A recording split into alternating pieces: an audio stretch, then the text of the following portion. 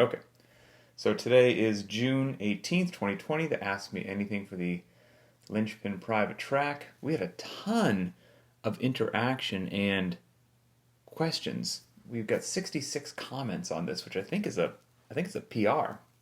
So let's see. We've got one with a 15, one with a 20. Can anyone beat a 20? There's a 28. Don't know if I'm going to be able to answer that one. 28. I think 28 is going to be the top question here. I'm still scrolling. Okay, yeah, so the 28 is the top question.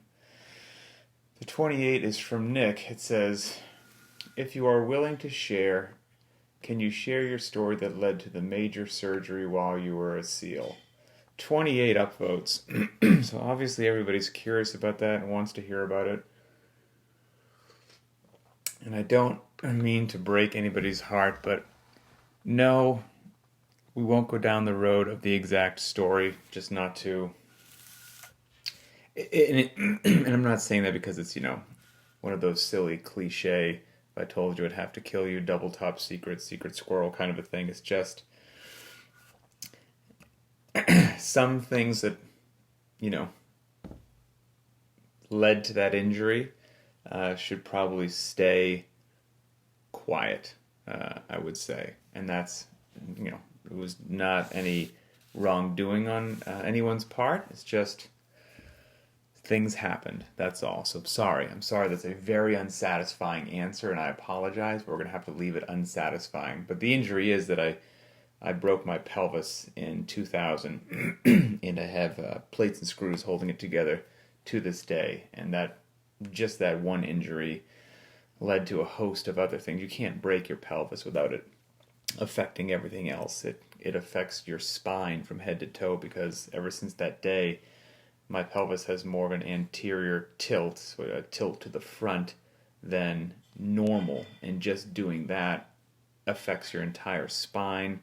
If your spine's affected, it affects your neck, it affects your back pain, it affects my shoulders, it affects how I stand, it affects my gait when I walk. It's just that one thing had a cascade of effects down the road, which aren't really super cool, don't really enjoy them, but if I was to say that there is a silver lining to that, it's, I still do squat and lunge and run and do all these things that potentially weren't going to be in my future, but I do think functional movements and scaling and being intelligent saved me and was able to give me back a whole lot more capacity than I would have had if I trained inappropriately.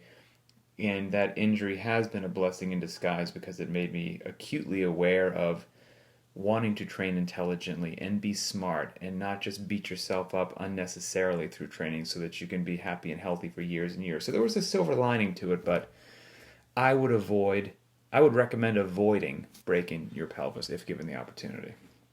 So, sorry, Nick. But however, if we all link up in person somewhere and we're sharing some coffee or some other beverages, wherever that link up happens to be, I'm more than happy to share the story there. It just won't be on the interwebs.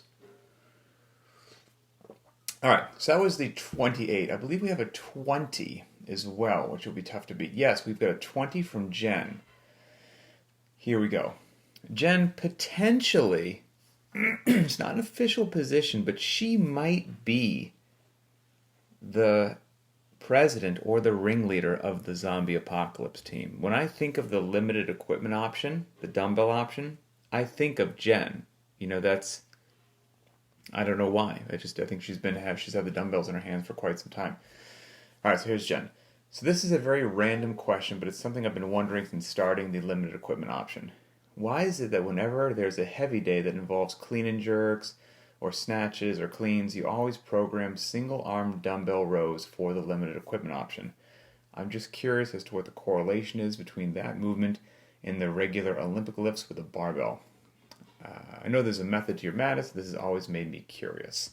So, the limited equipment crew, the dumbbell options, those are fun to program, quite frankly. They're fun and challenging. So I program the regular scheduled programming, the regular workouts, whether it's Helen or it is a heavy overhead squat, whatever it happens to be. And then I take those days and I try to replicate them or dissect them to the best of my ability, given, somebody who just has a pair of dumbbells or whatnot. And with something like a clean and jerk or a snatch, the dumbbell rows do come up very frequently in the limited equipment option, because I personally think that a bent over row, a barbell row, or a single arm dumbbell row is a incredibly useful movement, a great strength builder. It has great functionality and application to other things that we do both inside the gym and outside the gym, even more importantly. And it's largely underutilized, quite frankly. You'll see it in accessory work, which is a great place to do it. It wouldn't be something that I would put into a multi-round workout most times, okay? But it's a great thing to do for accessory work. And so when a heavy day comes around and we're programming for the limited equipment option, let's say we are doing something like a clean and jerk. It's a 7x1 clean and jerk. Well, people that have a barbell are going to be able to get everything they need on the other days of programming where they've touched either zero weight, moderate weight, lightweight, and now on a 7x1 heavy day, they're getting heavy weight for the clean and jerk. But on the limited equipment crew, if you just have a pair of dumbbells, you can't make the dumbbells any heavier. They are what they are. So now you've got a day where the emphasis is obviously over biased to the side of being heavy. So we can't do that with the dumbbells. So what we're going to do is we're going to try to get in an appropriate amount of volume. Now the limited equipment crew might be laughing when I say the word appropriate, because they get dosed up.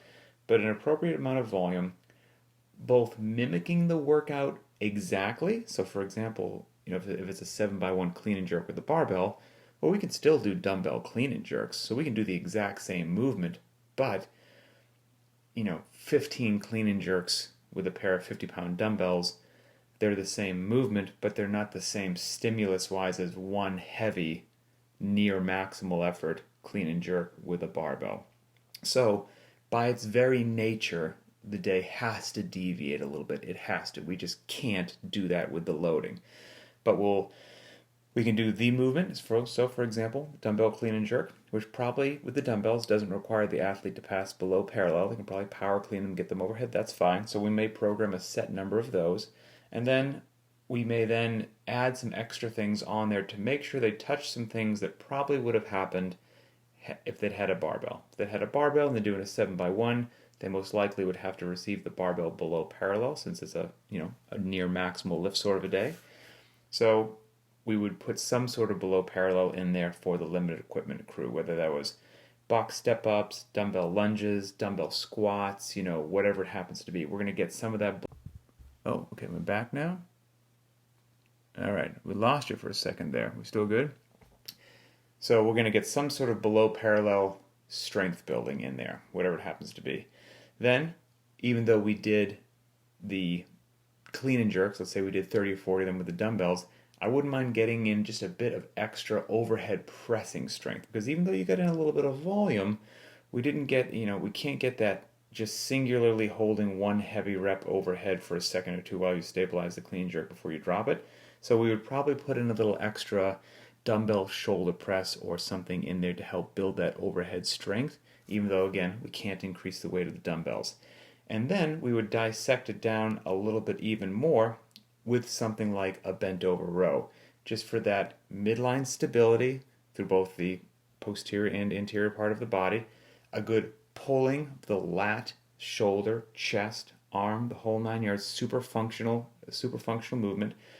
And that's going to help when you do get a heavier barbell in your hand, one day if that does cross your path. Hopefully you'll have built up the leg strength, the below parallel strength with some of the things we hit on the limited equipment option, pulling off the ground in an explosive fashion, such as if we're just having you do sets of dumbbell clean and jerks. You'd have built up overhead strength, not only with the dumbbell clean and jerks, but with maybe some strict dumbbell presses, for example. And then with that bent over row with the dumbbells, even though you're bent over at 90 degrees and you're pulling that dumbbell towards your chest, which isn't really what you would do in a clean. Your body's obviously more upright, but that pull does translate, and building that strength will translate with everything else that we just said, so that when that day does come that you get a barbell back in your hand, hopefully we have dissected and then rebuilt that movement to the best of our ability, that is no drama, that you haven't had a barbell in your hand for a while and life goes on really well. And that pull on the barbell, if you're actually doing it clean, yes, you are pulling on it, but there's this wonderful dance of not necessarily pulling the bar up with your arms so much as pulling yourself under the barbell so that you can receive it in the front rack position and then go ahead and stand up. But developing that pulling strength will no doubt have benefit down the road. And if given the opportunity, if you're going to do some bent over rows and you had a barbell or you had dumbbells, 9 times out of 10 I would go, if I have the opportunity to do the same movement but with dumbbells or a barbell, I would love to choose the dumbbells most of the time, just because getting in that unilateral movement, requiring more stability, a bit more demanding of balance, I really like the dumbbells. So the dumbbell bent over row, it's here to stay. It's just a wonderful movement. So, and the Zombie Apocalypse team is very familiar with it. Okay, so that was Jen's question, which was a 20. Let's see what else we have here. I see a 15. Ooh, there's an 18. 18 might be tough to beat. So let's see. Okay, all right. I think it's the 18 is going to have it. There's a lot of questions today. Scrolling all the way down. All right, now I'm going to scroll back up. Okay, where the heck was that 18? Cameron Talley, here we go. Oh, this is a quick one. You've got 3 minutes to finish a workout. You're not gonna make it. What song comes on to get you through it? Okay. I'm a bit of a weirdo when it comes to music. I frequently work out with no music, like a serial killer. One of my favorite songs in the whole world, I don't know if you can call it a song, I guess if you were being snooty you'd call it a piece, is Moonlight Sonata from Beethoven. Absolutely fantastic. I actually like to put it on a lot when I program. And I'm sure psychologists would have a field day with that. But that probably wouldn't be my choice for Cameron's question. So 3 minutes to finish your workout. You're not going to make it. What song comes on to get you through it? All right. I would probably say Motley Crue, Kickstart My Heart would be a strong choice for me. I think that would be just what I need in that moment. So Motley Crue, Kickstart My Heart is going to be my choice. All right, so that was an 18. We've got a 15. I think we had a 16 in here somewhere. Where is it?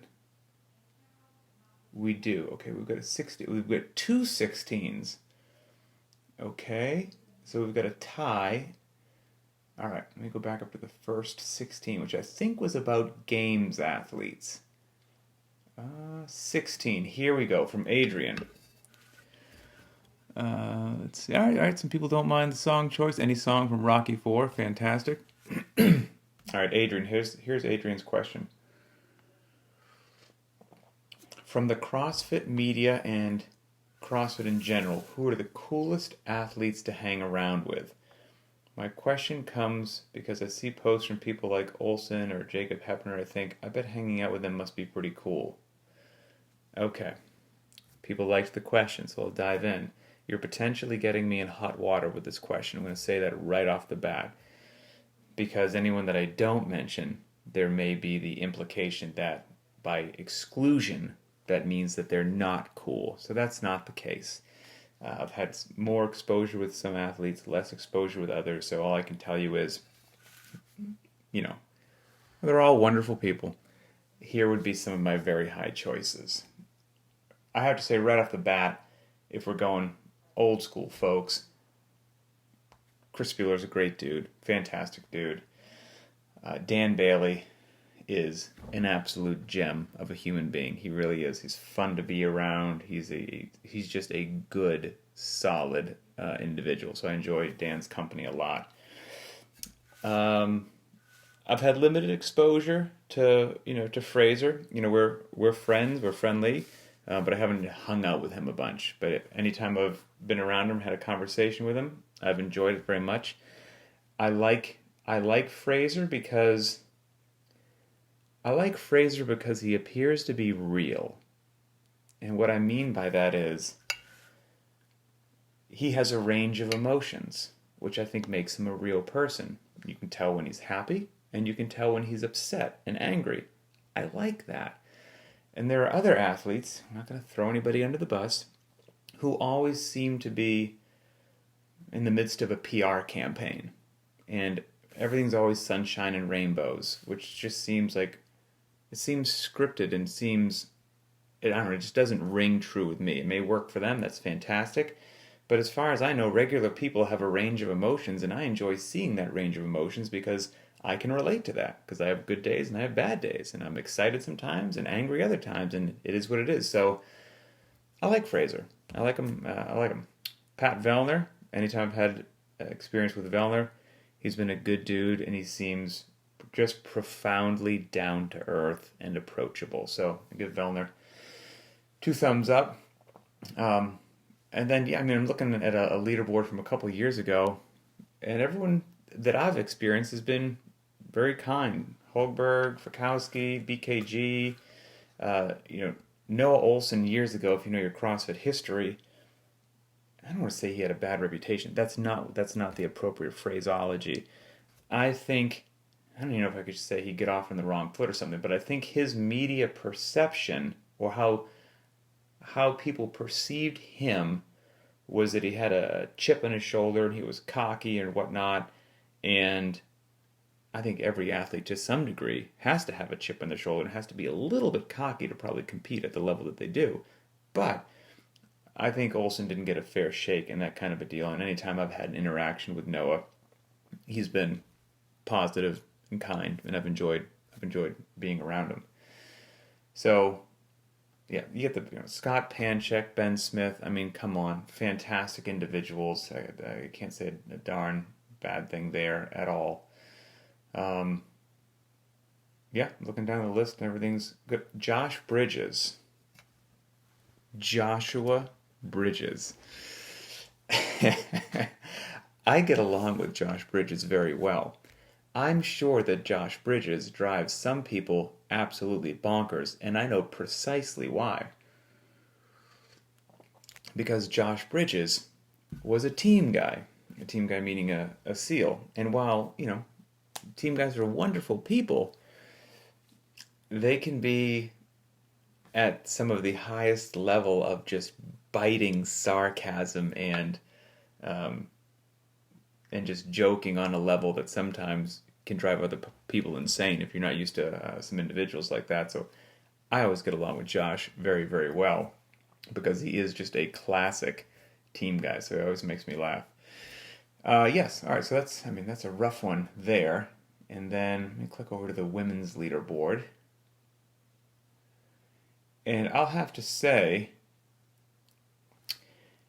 if I had to pick my number one, just fun athlete to be around, just regardless of circumstances, it's an easy choice for me. Samantha Briggs. Samantha Briggs is one of my all-time just favorite athletes and human beings. She is an amazing athlete. She's a ferocious competitor. She has a pain tolerance and an ability to suffer the likes of which I've almost never seen. She takes her competing very seriously, pours her heart and soul into it, but at the same time does it in a light-hearted manner where she doesn't take herself too seriously.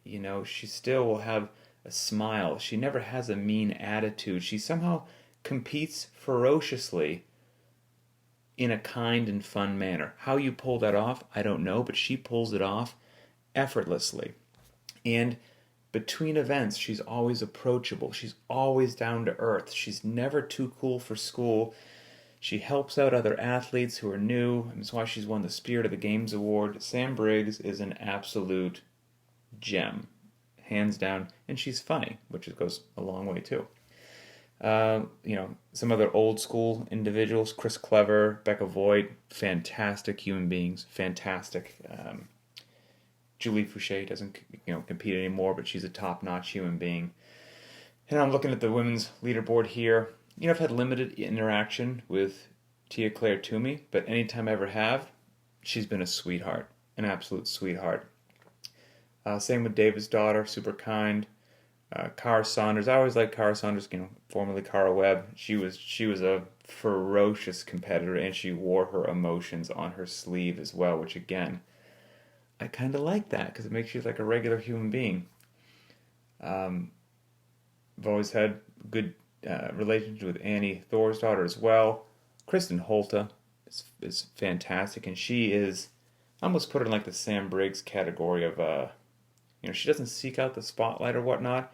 She has always struck me as just a very kind, very nice person. So, there's plenty. I'm just scrolling down the list here. We really are. China Cho. I'm looking at the 2018 list right here, so I know China Cho's not competing anymore, but she's a fantastic person as well. So, yeah, we're good. We're good. Get the other Sarah Sigmund's daughter. She's funny and kind and always warm and open to talk anytime. So we got some good folks. Got some good folks in the community. But again, gun to my head, number one, men or women, Sam Briggs. She pulls it off very, very well. Okay, so that was Adrian's question. There was another 16 around. What did we have here? All right, here we are. This is from Leah. Simple question. Why are using dumbbells for the same movement significantly more challenging than using a barbell? I.e., two 25-pound dumbbell thrusters debilitate me in a workout, whereas a 65-pound barbell thruster is much less wrecking, despite being 15 pounds more weight.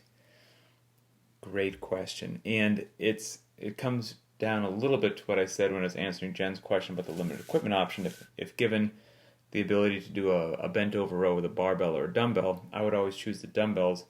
You're going to do less weight overall, so to speak, but that's because you're forcing your body to move in a unilateral fashion, which we wouldn't want to do all the time, but there's tremendous benefit to doing it every now and then. It is just simply a bit more demanding on the body, and then when you get that barbell back in your hands, even though it's heavier, you're going to feel a bit more stronger and a bit more stable with it. So exactly, there's a lot of times where on the men's side of the house, for example, if we are doing a thruster, the dumbbell weight will probably be with a pair of 50-pound dumbbells, so the combined weight is 100 pounds, but the recommended barbell weight will be 115, and you're exactly right. It's 15 pounds heavier on the barbell, but man, those dumbbells feel so much more challenging, and I think you just don't realize having that one solid barbell that doesn't flex or wiggle, and you can have both hands on it to fully stabilize it and just punch it out overhead, and you can rack it on the front rack position and it stays there beautifully stable and helps you get into a good front squat, and you can drive out of the bottom without, wiggling back and forth at all. All that wonderful stability and the ability to just grab one rock solid implement and drive all your force against it disappears when you have a dumbbell in each hand. Absolutely disappears. And so even though the weight is reduced, the challenge and complexity from a neurological standpoint increase, and there's tremendous benefit there. So I try my very best to have us do at least one dumbbell workout a week. That way over the course of the year, where we get in 52 dumbbell workouts, and hopefully dumbbells don't seem so foreign. You don't fear dumbbells if they pop up in the open or whatnot. So that's kind of the goal. Of course, if you live the limited equipment option life, then you've got dumbbells every single solitary day, and there is why the limited equipment crew are just ferocious, fire-breathing monsters. All right, let's see. The same could be said for like an overhead walking lunge, right? Like let's say you lock out a 95-pound barbell overhead, punch it out overhead, and be it in a shoulder width grip or a snatch width grip, whatever works for you, just get it overhead, and do 10 meters of walking lunge with that weight overhead. Then set it down, grab a 50-pound dumbbell, which is, really close to half that weight, and just put one arm overhead and have the other 50-pound dumbbell in the front rack position. So one dumbbell's racked, one dumbbell's pushed out overhead, and do that same 10-meter lunge, even though you're only holding half the load overhead. It will seem so much harder. It's incredible. And that's because you can't kind of press against the barbell, so to speak. Almost feel like you're grabbing the barbell and you're trying to pull it apart. Well, there's stabilization that comes from being able to do that. And you can't do that with just one dumbbell. So it's a constant fight and struggle to keep that right where it needs to be. And it's fantastic. Jen is always a fan of the single arm overhead dumbbell lunges. They are brutally effective. Okay, so that was Leah's question. That was a 16. What else do we have here? Pardon me for a sec while I scroll. Okay, so we covered a 16. We've got a 15. Do we have any more? I think the 15 might be the next one. I'm going. 15, we've got a 13. Okay, I think the 15 is next. This 15 won't take long. This is from Ethan. Quite a deep rabbit hole question, but it's going to be a short answer from me. This question has always interested me. Would you hire you? I guess meaning would you hire yourself? Why or why not? Man, I hope the answer would be a yes. I would. And why or why not? I could be potentially a bit of an irksome employee, because if something doesn't seem to be making sense or is illogical or not being done properly or doesn't seem to be run well, I would have a hard time being quiet about that, and so I would chirp up, which sometimes isn't appreciated depending upon what management does or doesn't like. So that could be something which I would drive other people crazy with.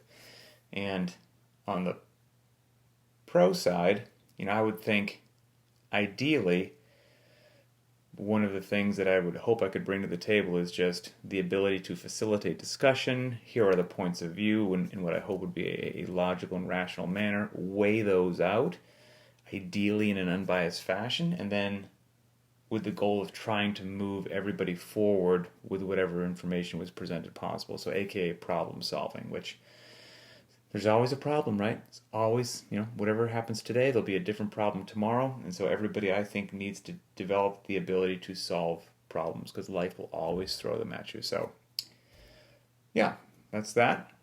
That was from Ethan. So let's see. That was a 15 upvote. I think there's a 14 somewhere here. There's a 12.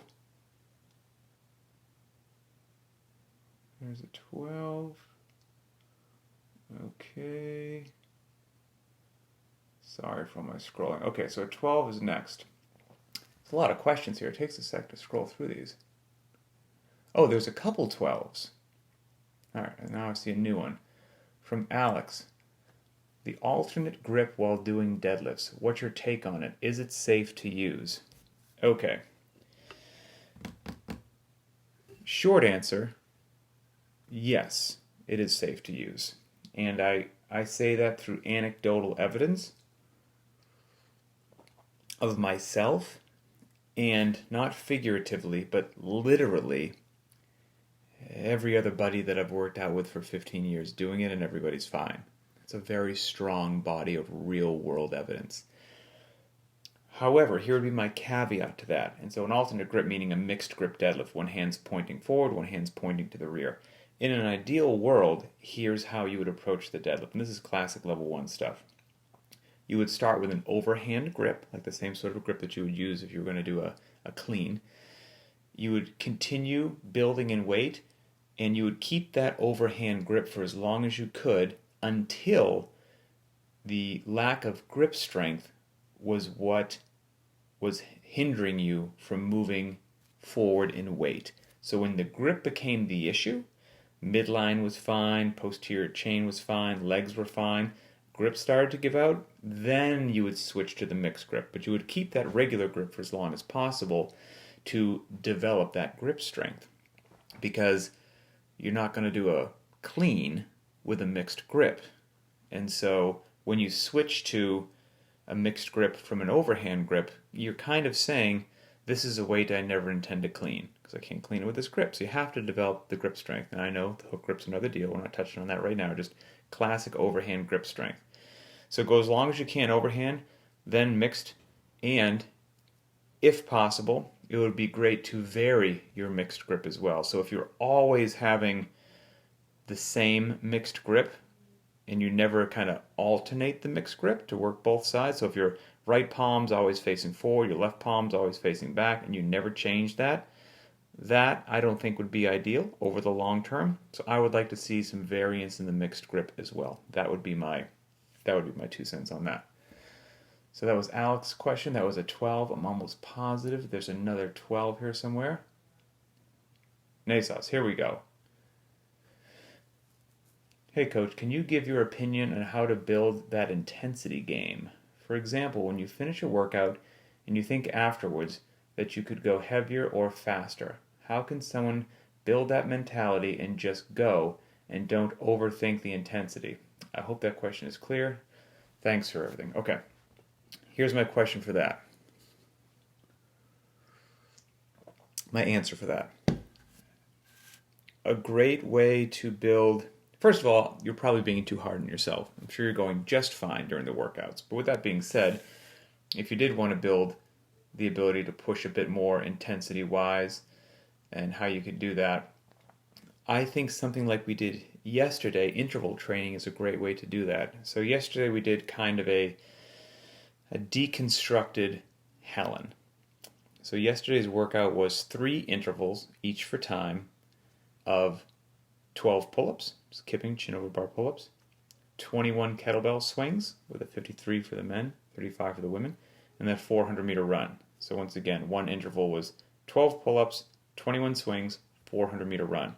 Rest 3 minutes, do that a second time, rest 3 minutes, do that a third time. What's great about something like that is you have precisely the same amount of work. You're going to do it 3 times. You've got 3 minutes rest in between each. So a lot of times, if you could do that first interval, let's say you weren't quite sure how it was going to feel. So you didn't want to go too hard and then crash and burn. And so you're going to go at what you feel is 85 or 90%, okay? You're not going to go 100. 85, 90%. You do that first interval, and you come back, and you have an immediate assessment, right? Did you drop on the floor incapacitated? Are you still standing around going, oh, man, I thought that was going to hit me a lot harder than it did, but it didn't actually feel pretty good. Well, that's great.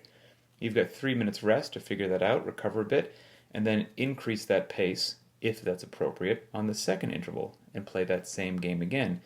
Did you perfectly ride that red line, that throttle on the second one? Or could you have gone a bit more? Are you even more capable than you thought? Or did you tap the wall and have to slow down because you pushed it a bit too much, and then find it again in the third interval? So anything which is a interval-based training is a great way to play with that, because since the exact same amount of work is repeating, now I understand you're getting, fatigue is setting in as the workout goes on. I understand that. But it gives you the ability to replicate something and play with your own limits a little bit. And here is the other thing, which I think people are just... This is always a tough thing to talk about because people could take it out of context. So I hope nobody takes this out of context. You don't know where your limit is unless you have actually bumped into it, and that results in failure. Now, why I'm always hesitant to say that is because people will take that statement and run with it, meaning that you should go out and seek failure. Well, that sounds unsafe. I don't want to fail all my lifts. Now you're putting my body into danger. That's not what I'm saying at all. So that's why we have to be delicate and choose our words carefully here. But how do you know, for most folks anyway, what your 1 rep max back squat is? Well, you know because you tried to lift 5 pounds more and you failed. You couldn't lift it. And so whatever that previous loading was, that's your 1 rep max. You found it by bumping into the limits of your capacity. You found it by grazing failure. Failure should not mean dangerous. Failure should not mean injury. Failure just means you tried to do something and you were not successful. That's all failure means. And you should avoid anything injurious and dangerous like the plague, but you should intelligently allow yourself to bump into failure every now and then.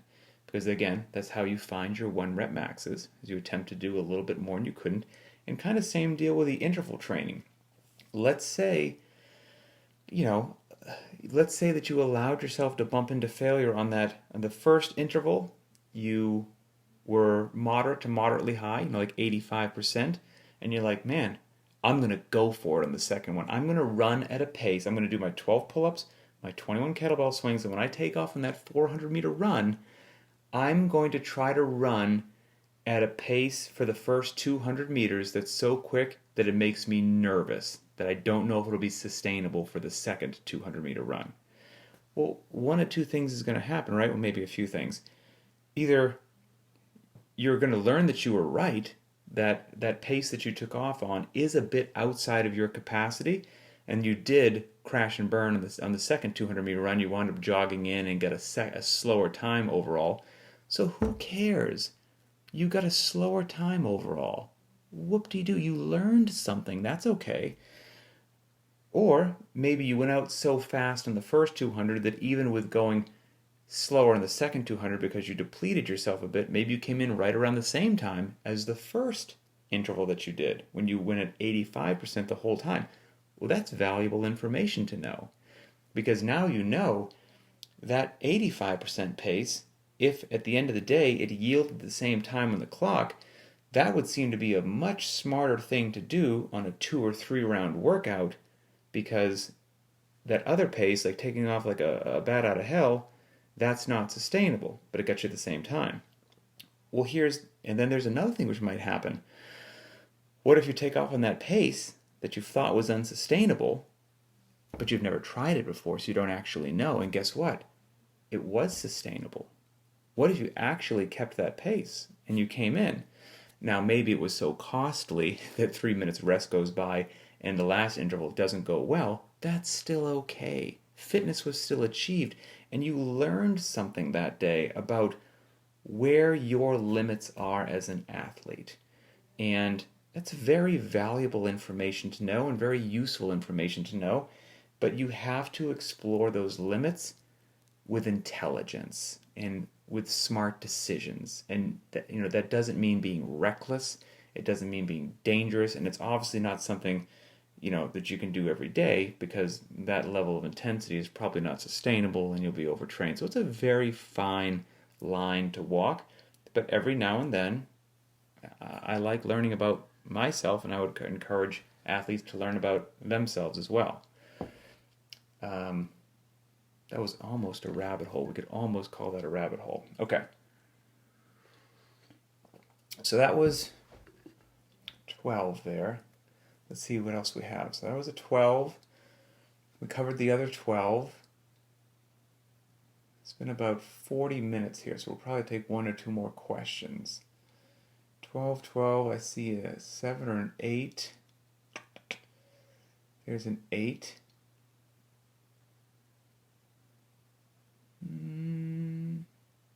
Okay, I think the 8 is going to have it. All right, stand by. I'm scrolling up. I'm seeking out the 8 from Derek. Here we go. So there is a thing to be said for good programming. How do you choose what movements and stimulus to pair together on any given day?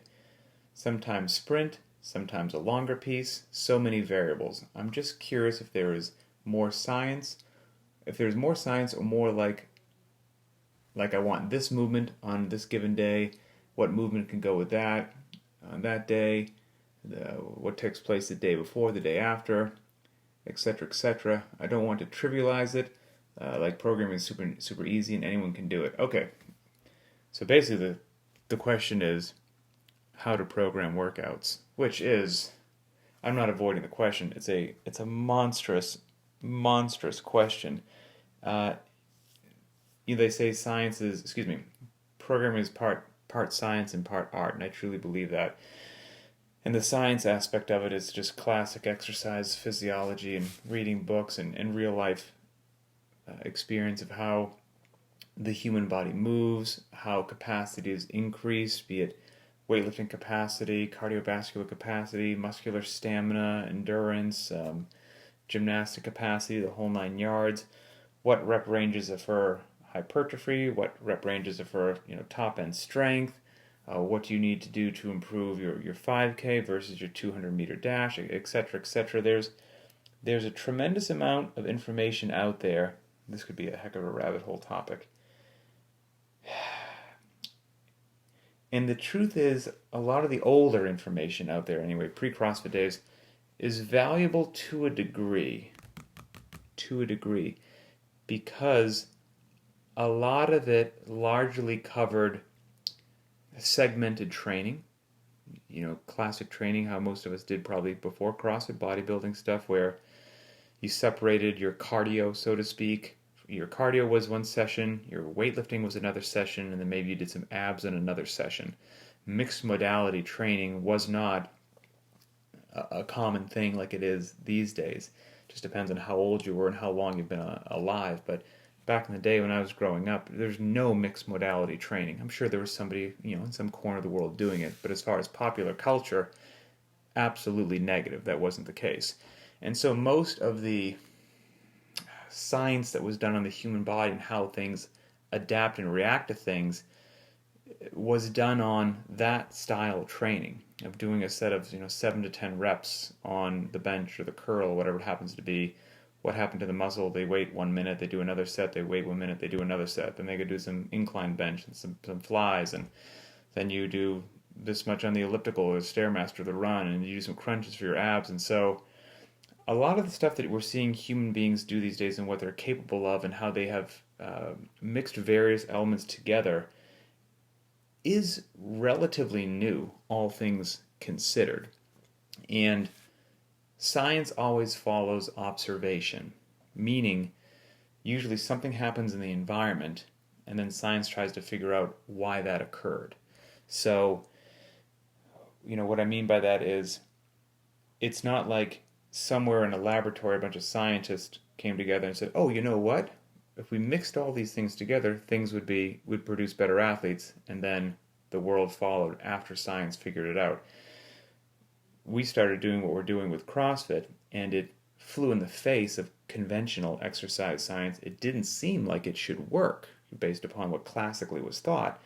And there was no, quote-unquote peer-reviewed papers and studies, and so everyone just thought it couldn't be effective. But of course, it grew and grew because it actually works, because it's not a hoax. And then little by little, people started to try to dive into what is happening with the human body. How are these athletes being created that can run so fast and lift so much and also be so good at body weight stuff? And how are they training to produce these results? And so the CrossFit methodology of how we program, how we believe the body interacts, is relatively young. I remember having a conversation with the chair of one of the exercise science departments. He was involved with CrossFit Health, whose name eludes me at the moment, but he's the chair of the exercise science department, and he was the first one to say, this whole world we're living in of mixed modality training at high intensity,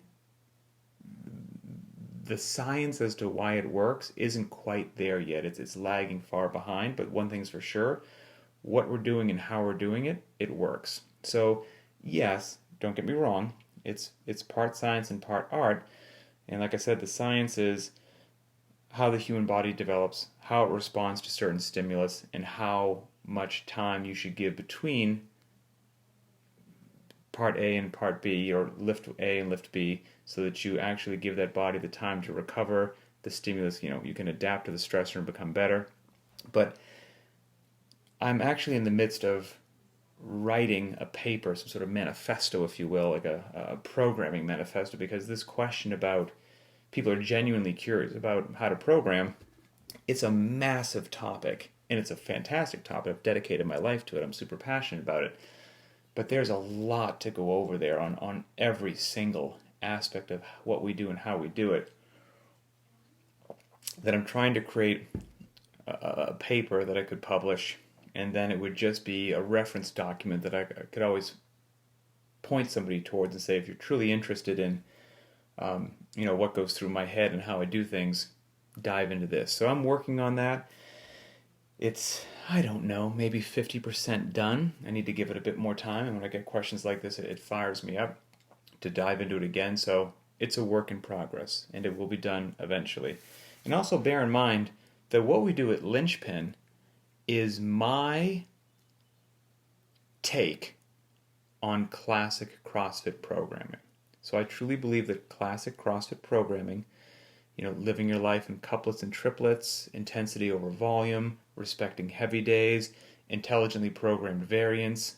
Variance does not mean random. You just throw things out there and hope for the best. That's what we do at Linchpin is my take on what I've learned, my playing with it over the course of the years, my polishing, keeping the things that I like, discarding the things that I don't, experimenting with something, seeing if it worked. If it did, I keep it. If it doesn't, I threw it out, until I finally have arrived at a sweet spot that I'm very happy with regards to balancing of barbell work, engine work, body weight work, from low rep to moderate to high rep, from time domains to short to long, and giving it in a volume to the athletes that allows them to have fun, or else they're not going to stick with it. It also has to work and be effective, or they're not going to stick with it. And allowing them to not overtrain so that they have the rest to come back and bring some intensity to the table again without overtraining. And that rest also allows them to rest between the years and not get mentally burned out, so that we have a very high level of compliance. And it's a heck of a balancing act to do, quite frankly. And I've said before that if we had like a programming clinic, and I'm actually in the midst right now of programming the next 4-week cycle, that if somebody was like, hey, I want to do like a mentorship program, could I come to your house and just watch you program the next 4-week cycle? And let's say that worked out. And I was like, sure, absolutely. I think they would be so profoundly bored to tears by the progress that after a couple days they'd be like, I thought this was going to be a lot more exciting and interesting. I'm gonna leave now. It's a whole lot of laying things out, of dissecting things down to the minutia of the time domains that everything took, the loadings that everything had, the rep ranges. Did we pull off the ground? Did we go below parallel? Did we go overhead? Did we push away from our body in such as a push-up or a ring dip? Did we pull towards our body in a ring row or like on a concept 2 rower? How did those all interplay? What was the last time that a 7x1 deadlift came up? And like just having to scroll it all down, lay it all out, and connect the dots as to how it should flow for the next 4 weeks. It's not very exciting. It's just a lot of painstaking, nuanced care and attention to detail based upon my 15 years of experience is what does it. But like I said, I think it would be very boring if somebody else saw it. And they'd be probably shocked at how long it takes. But if somebody is interested in that, that's why I'm creating that manifesto. And they can dive into that and geek out for as long as they want. All right. So I think that's that. I am going to scroll through here and just see if I missed any comments or questions. And then I'm going to roll out of here. Okay. All right. So far, so good. Oh yeah, we were talking about songs earlier. That's true. We were talking about Jen's love of the overhead dumbbell lunge. Talked about the mixed grip. I think we're all good here.